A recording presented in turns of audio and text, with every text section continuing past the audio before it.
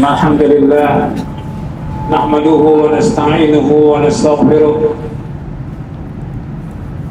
ونعوذ بالله من شرور أنفسنا ومن سيئات أعمالنا من يهده الله فلا مضل له ومن يضلل فلا هادي له أشهد أن لا إله إلا الله وحده لا شريك له وأشهد أن محمدا عبده ورسوله يا أيها الذين آمنوا اتقوا الله حق تقاته ولا تموتن إلا وأنتم مسلمون يا أيها الناس اتقوا ربكم الذي خلقكم من نفس واحدة وخلق منها زوجها وبث منهما رجالا كثيرا ونساء واتقوا الله الذي تساءلون به والأرحام إن الله كان عليكم رقيبا يا أيها الذين آمنوا اتقوا الله وقولوا قولا سديدا يصلح لكم أعمالكم ويغفر لكم ذنوبكم ومن يطع الله ورسوله فقد فاز فوزا عظيما أما بعد فإن أصدق الحديث كتاب الله وخير الهدي هدي محمد صلى الله عليه وعلى آله وسلم وشر الأمور محدثاتها وكل محدثة بدعة وكل بدعة ضلالة وكل ضلالة في النار. Amma ba'd, bapak-bapak, ibu-ibu, saudara-saudara sekalian, jamaah tiaratur yang mudah-mudahan dirahmati oleh Allah SWT. Alhamdulillah, kita bersyukur kepada Allah Subhanahu wa ta'ala, kita berada di Arafah, dan ini yang ditunggu oleh seluruh jamaah haji dari seluruh penjuru dunia. Karena Nabi bersabda sallallahu alaihi wasallam, Al-Hajju Arafah, haji itu Arafah. Rukun yang paling penting, rukun yang paling pokok haji itu Arafah. Jadi semua orang harus ada di Arafah. Atau dia sakit, atau dia sakit keras, itu harus dibawa dengan ambulan masuk ke Arafah. Ketika dia berada di luar Arafah, maka hajinya tidak sah. Rukun yang paling besar haji ini adalah Arafah, dan semua orang dari seluruh dunia yang ditempuh ini Al-Hajju Arafah. Makanya semua orang berusaha bagaimana bisa sampai ke Arafah, karena di tempat ini dan di hari ini juga Allah memerdekakan kaum muslimin dari api neraka. Dan orang menanyakan kepada malaikat, apa yang mereka kendaki dengan datang ke Arafah ini? Yang mereka kendaki agar diampuni dosa mereka. Kata Allah, aku ampuni dosa mereka semuanya. Ini kenikmatan yang luar biasa, yang gak peroleh dimanapun berada, tidak kemarin dan tidak juga besok, hanya ada pada hari ini. Dan itu hanya ada setahun sekali, Arafah itu. Tinggal kembali kepada kita, apakah kita termasuk orang-orang yang diampuni dosa kita oleh Allah atau tidak. Karena jelas niat kita dari rumah untuk mendapatkan haji yang mabrur, dan puncak cita-cita seorang mukmin adalah surga. Al-Hajjul Mabrur laisa lahu jazaa'un illa jannah. Haji yang mabrur enggak ada balasan kecuali surga. Tujuan hidup seorang mukmin adalah surga. Enggak ada yang lain, bukan dunia. Dunia enggak ada arti apa-apa. Dunia lebih jelek daripada bangkai kambing. Bukan jabatan, bukan karir, bukan yang lainnya. Tapi yang dicari oleh orang beriman adalah surga. Bagaimana kita diampuni dosa-dosa kita oleh Allah dan dimasukkan ke surga dan dijauhkan dari api neraka.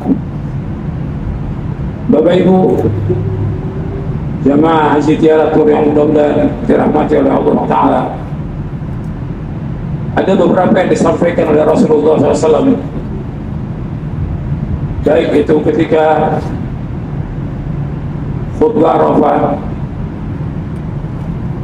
maupun ketika di Mina maupun dalam kesempatan yang lain,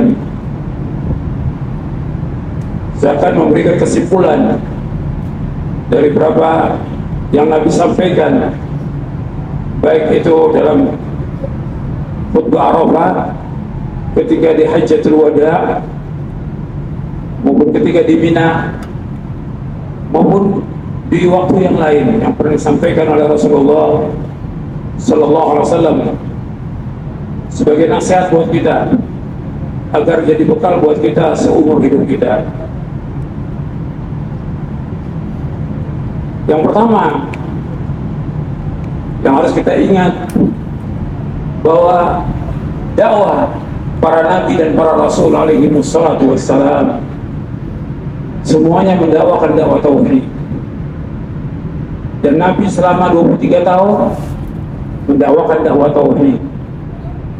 Dan ketika Nabi haji, merupakan haji yang terakhir, yang pertama dan terakhir. Dikatakan Hajjatul Wada, haji perpisahan. Nabi haji yang pertama dan haji yang terakhir. Kemudian dakwah Nabi gak pernah lepas daripada tauhid selama 23 tahun. Inti dari agama Islam adalah tauhid. Bagaimana kita mengesahkan Allah, bagaimana kita beribadah kepada Allah, bagaimana seluruh bentuk ibadah itu kita tujukan hanya kepada Allah. Qul inna salati wa nusuki wa mahyaya wa mamati lillahi rabbil alamin la syarika lahu wa bidzalika umirtu wa ana awwalul muslimin. Sesungguhnya salatku, ibadahku, hidupku dan matiku karena Allah Rabbul Alamin. Garis itu bagi Allah, demikian aku perintah dan aku yang pertama Islam. Jadi yang pertama adalah tauhid.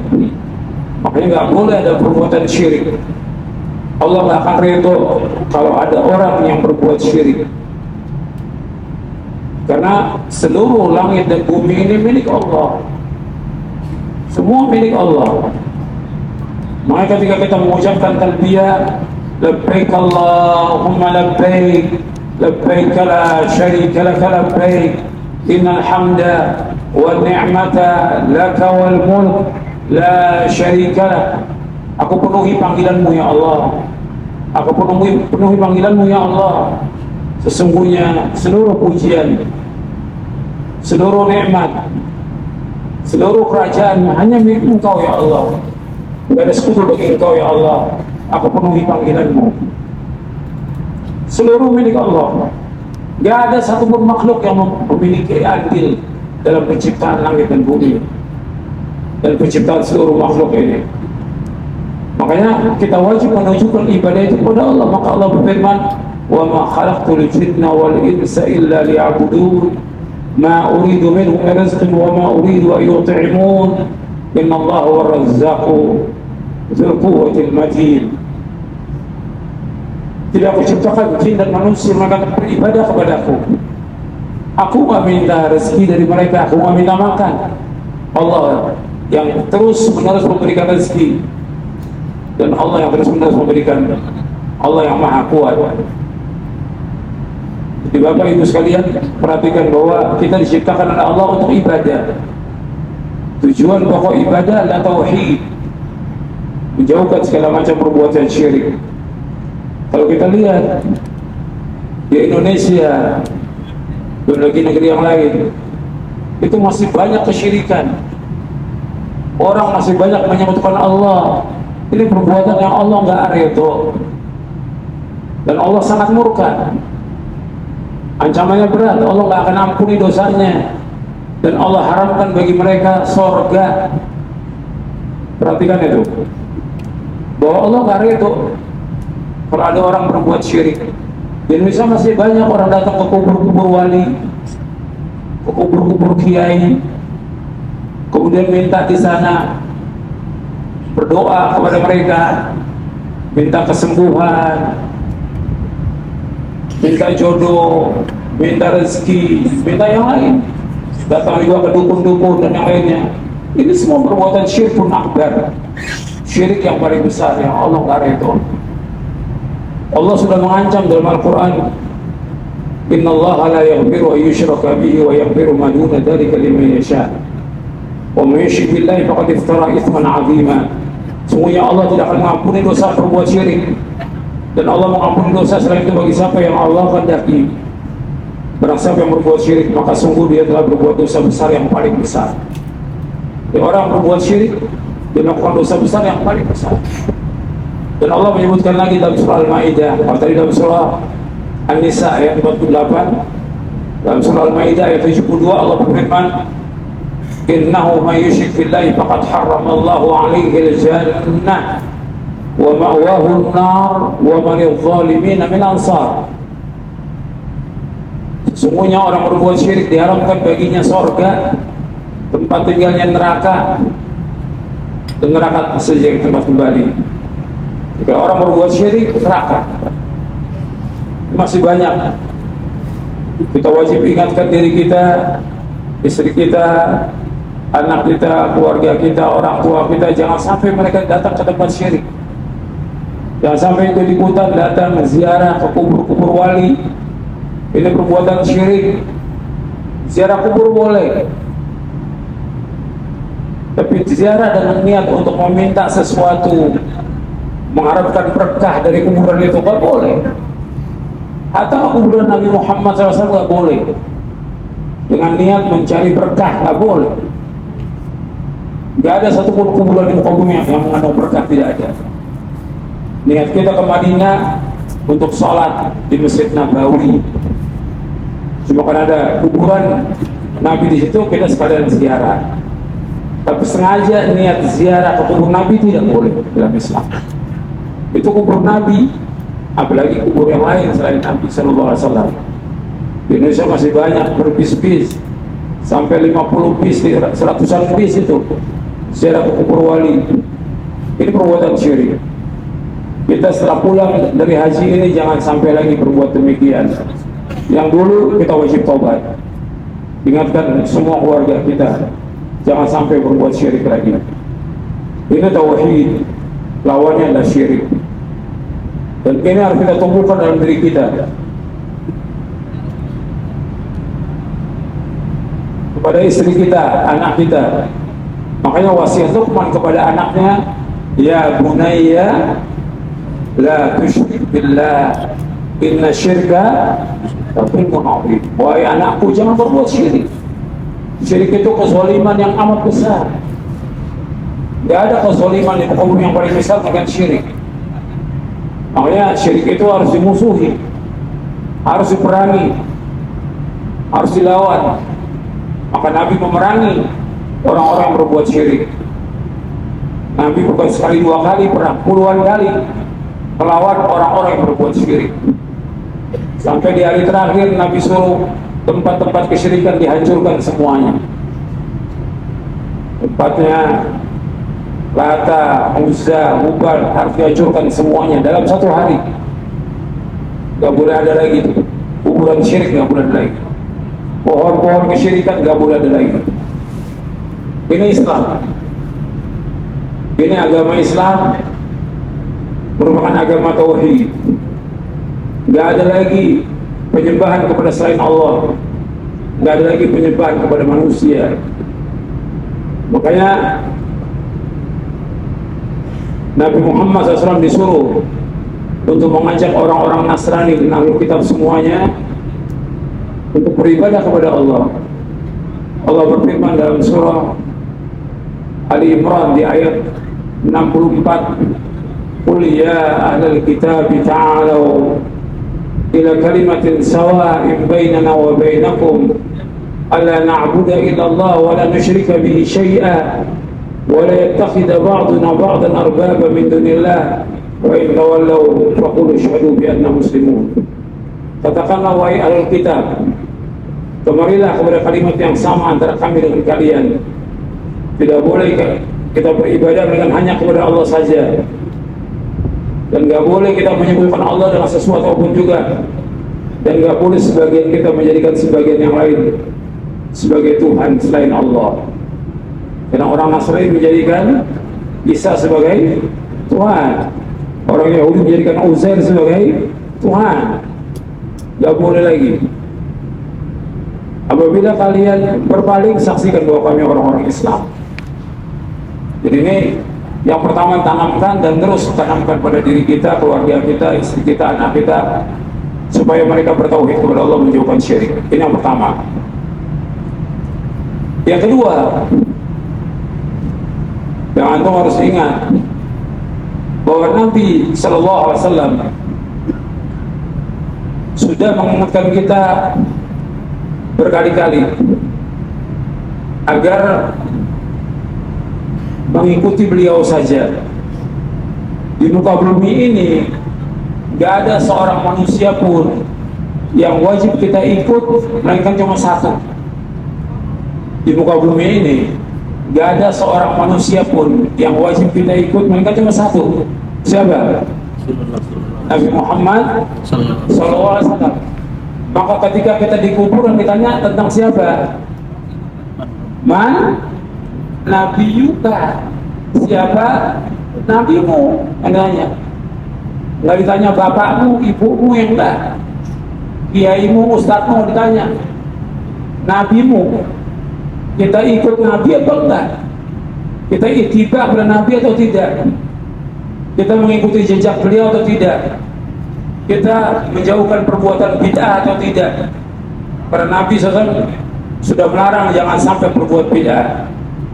Dan Nabi berkali-kali menyampaikan dalam khutbah, kullu bid'atin dalalah wa kullu dalalatin finnar. Setiap bid'ah sesat, setiap kesesatan tempatnya neraka.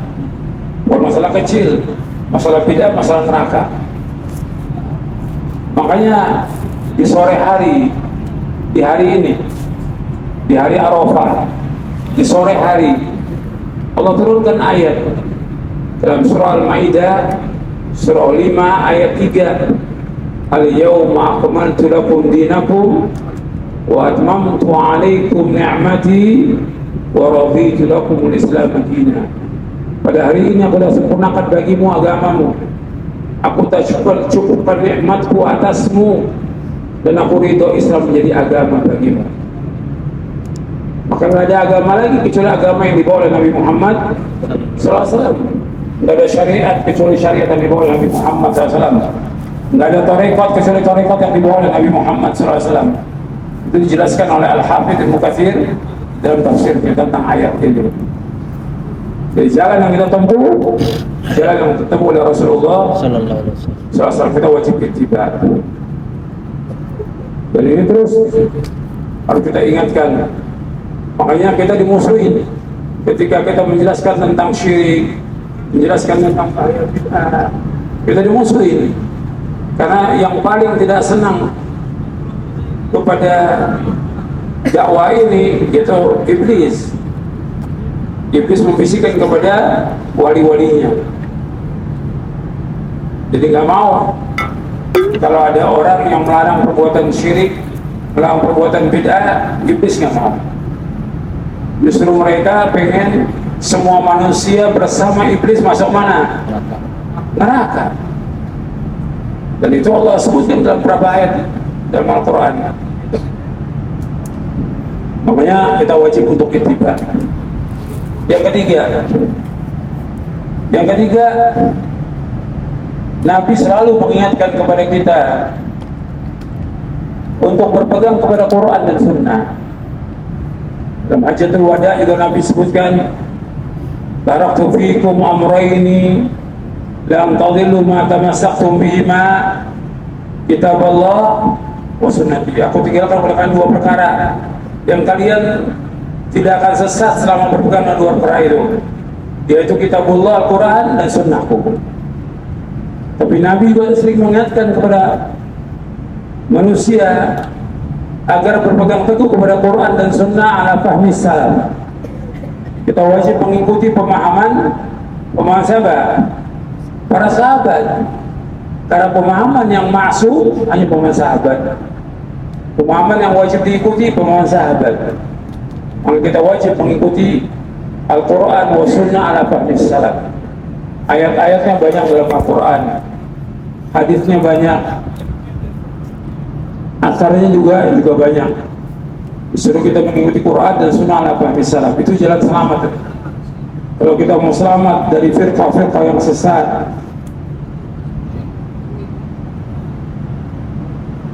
golongan-golongan yang sesat, aliran yang sesat, yang ikut Quran dan Sunnah ala fahmi salaf. Kalau nggak ikut, ya ikut aliran sesat. Sekarang udah bukan satu, bukan 70 lagi, udah lebih dari ratusan aliran di Indonesia ini. Dan sesat semuanya. Pada sesat, Nabi menyebutkan kembalinya kemana? Neraka.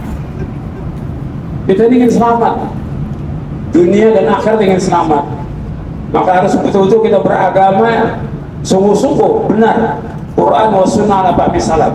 Nggak bisa kita ubah dengan yang lain, nggak bisa kita tukar dengan yang lain, nggak bisa kita ganti dengan yang lain. Nggak ada tawar-menawar. Quran wa Sunnah ala fahmi salaf. Itu jalan hidup, itu jalan yang membawa kepada keselamatan dunia dan akhirat. Itu yang ketiga. Yang keempat, yang Nabi sering ulang-ulang, baik dalam Hajjatul Wada maupun di Mina, inna dima'akum wa amwalakum wa a'radakum haramun ka hurmati yaumikum hadha fi syahrikum hadha fi baladikum hadha. Qala hal balagtu? Kata Nabi, sesungguhnya darah kalian, harta kalian, dan kehormatan kalian haram bagi kalian, sebagaimana haramnya hari ini, di negeri ini, di bulan ini. Jadi Bapak Ibu sekalian perhatikan tuh, tidak boleh ada pertumpahan darah, tidak boleh mengambil harta orang lain, dan tidak boleh merobek kehormatan orang lain. Apakah dengan melaknat, menggibah, memfitnah, itu nggak boleh. Hukumnya haram dan termasuk dosa besar. Di tiga ini masalah berat ini. Nabi ulang berkali-kali. Darah. Karena orang yang membunuh seorang muslim berat hukumannya dan masuk neraka. Yang kedua, makan harta seorang muslim juga ancamannya neraka. Yang ketiga, yaitu merusak kehormatan seorang muslim, membicarakan aibnya, merusak kehormatannya, memfitnah, melaknat, menggibah, dan yang lainnya. Ini semua nggak boleh Islam. Maka setelah kita di Arafah ini, kita jaga lagi, jangan sampai kita berbuat dosa kepada saudara kita sendiri sama muslim. Dosa besar, bukan dosa kecil. Kemudian yang selanjutnya, yang kelima. Yang kelima, Nabi ingatkan kepada kaum laki-laki agar memberikan nasihat kepada wanita dengan cara yang baik. Wastausu bin nisa'i khairan. Wastausu bin nisa'i khairan. Aku wasiatkan kalian agar kalian menasihati istri kalian dengan cara yang baik. Disuruh untuk menasihati dengan cara yang baik. Wanita diciptakan oleh Allah dari tulang rusuk yang bengkok. Dibiarkan dia akan tetap bengkok. Dipaksakan dia akan patah. Patahnya cerai. Tapi kalau dibiarkan tetap dia bengkok. Tapi tetap Nabi suruh wastausu bin nisa'i khairan. Nasihati wanita dengan cara yang baik. Tetap tabiatnya bengkok, tetap gak akan berubah wanita itu. Tapi tetap dinasihati dengan cara yang baik. Disuruh sabar untuk menasihati mereka. Dan itu tanggung jawab kita sebagai laki-laki. Karena kita akan ditanya oleh Allah tentang istri kita, dan akan ditanya tentang anak kita. Makanya Allah berfirman, ya ayyuhalladzina amanu qu anfusakum wa ahlikum nar. Wahai orang beriman, jaga diri kamu dan keluarga kamu dari api neraka. Perhatikan itu, istri dan anak itu tanggung jawab kita dunia dan akhirat. Itu dulu nomor satu. baru karyawan, baru yang lain. Istri dulu, anak. Diperhatikan nggak ada istrinya? Diperhatikan nggak anaknya? Banyak orang tua memperhatikan istrinya, nggak perhatikan anaknya. Orang tuanya ke masjid, pakai jilbabnya panjang, pakai cadar, anaknya narkoba, anaknya nggak sholat, anaknya nggak puasa, anaknya pergaulannya rusak, anaknya sibuk dengan HP, nggak pernah baca Quran, karena orang tuanya tidak mencontohkan yang baik. Nah, ini mulai berubah nanti. Setelah pulang dari Arafah ini harus berubah. Tanggung jawab kita berat di hari kiamat. Karena Allah akan tanya dari kiamat nanti, bagaimana tanggung jawab kamu pada istri kamu dan anak kamu. Bisa juga istri dan anak menyeret kita ke neraka, karena suami nggak punya tanggung jawab pada istri dan anaknya. Itu perhatikan. Kemudian yang keenam, yang perlu kita ingat bahwa kita ini banyak dosa. Dosa kita sangat banyak. Tidak terhitung, saya dan antum sama. Kesempatan hari ini untuk taubat kepada Allah atas semua dosa.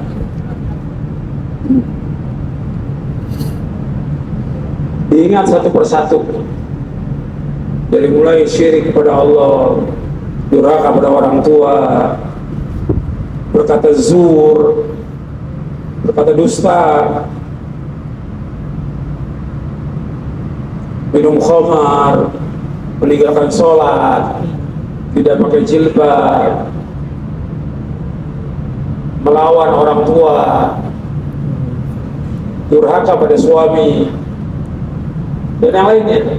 Itu ingat satu persatu dosa-dosa itu, agar hari ini kita minta ampun kepada Allah, agar kita keluar dari Arafah ini dalam kondisi dosa kita sudah diampuni oleh Allah Subhanahu wa Ta'ala. Kita minta kepada Allah, sebutkan semua dosa kita, kita menangis atas semua dosa kita, dan minta ampun kepada Allah bahwa kita ini hamba Allah yang banyak dosa. Karena kalau kita kotor, banyak dosa, nggak diterima oleh Allah dari kiamat. Semoga Allah berfirman, yauma la yanfa'u malun wa la banun illa man atallaha biqalbin salim. Pada hari yang tidak bermanfaat harta dan anak kecuali orang yang datang kepada Allah dengan hati yang selamat, hati yang bersih dari dosa, hati yang bersih dari syirik, hati yang bersih dari bid'ah, hati yang bersih dari perbuatan dosa dan maksiat.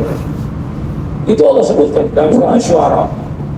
Maka kita berusaha hari ini minta ampun kepada Allah agar Allah mengampuni semua dosa-dosa kita.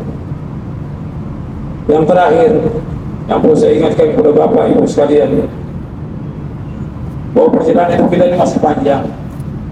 Kita nggak tahu umur kita, apa hari ini, apa besok, apa lusa, apa tahun depan, kita nggak tahu umur kita.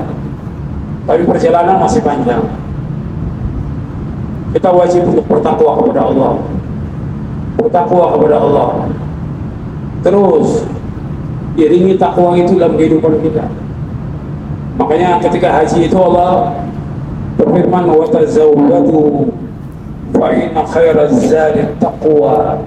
Berbekalah kalian karena bekal yang paling baik adalah takwa. Bukan uang, bukan dolar, bukan real, bukan makanan, tapi bagaimana ketakwaan kita kepada Allah agar kita tidak melanggar syariat, agar kita tidak melawan Allah, agar kita taat sami'na wa ata'na kepada Allah SWT dan kepada Rasulnya. Jauhkan semua larangan-larangan Allah, takwa kepada Allah di mana saja kita berada. Maka Nabi berpesan kepada sahabat, ingat pesan ini, cuma 3 pesan ini: ittaqillaha haitsu ma kunta wa atbi sayyi'atal hasanata tamhuha wa khaliqin nasa bi khuluqin hasan. Bertakwa kamu kepada Allah di mana saja kamu berada, di Arafah, di Mekah, di Madinah, di negeri kafir. Takwa kepada Allah. Allah melihat kita dan Allah bersama kita. Jangan melanggar syariat, jangan tinggalkan kewajiban. Takwa kepada Allah. Yang kedua, iringi perbuatan yang jelek dengan perbuatan yang baik. Misalnya perbuatan yang baik akan menghapuskan perbuatan yang jelek. Dosa-dosa kita iringi dengan perbuatan yang baik, dengan berzikir, beristighfar, dengan sedekah, dengan berbuat-buat kebaikan. Yang ketiga, wa khaliqin nasa bi khuluqin hasan. Bergaulah kepada manusia dengan akhlak yang mulia. Kita bergaul kepada manusia akhlak, senyum, ketemu orang itu senyum, negur, salam kepada siapa aja. Dia jamaah haji kita, bukan jamaah haji kita. Dia teman kita, bukan teman kita, selama dia muslim. Disuruh wa khaliqin nasa bi khuluqin hasan. Bergaul kepada manusia dengan akhlak yang mulia. Kali ini jaga adab ini, karena ini hilang sudah di tengah-tengah kaum muslimin. Kadang-kadang yang ngaji hanya senyum pada yang ngaji aja, yang pakai cadar hanya pakai cadar aja. Padahal kita harus bergaul dengan semua manusia dengan akhlak yang mulia, karena akhlak ini paling berat timbangan pada hari kiamat. Saya pikir cukup sampai di sini. Mudah-mudahan bermanfaat dan bisa kita amalkan. Dan mudah Allah mengampuni dosa-dosa kita. Dan Allah menjadikan haji kita haji yang mabrur. Dan habis ini kita sholat zuhur 2 rakaat. Setelah itu qomat lagi, sholat asar 2 rakaat di jamaah takdim. Mudah-mudahan apa yang saya sampaikan bermanfaat dan kita amalkan. Wassalamualaikum Muhammadin sallallahu alaihi wa ala wasallam. Subhanallah wa bihamdik, asyhadu an la ilaha illa anta, astaghfiruka wa atubu ilaik. Assalamualaikum warahmatullahi wabarakatuh.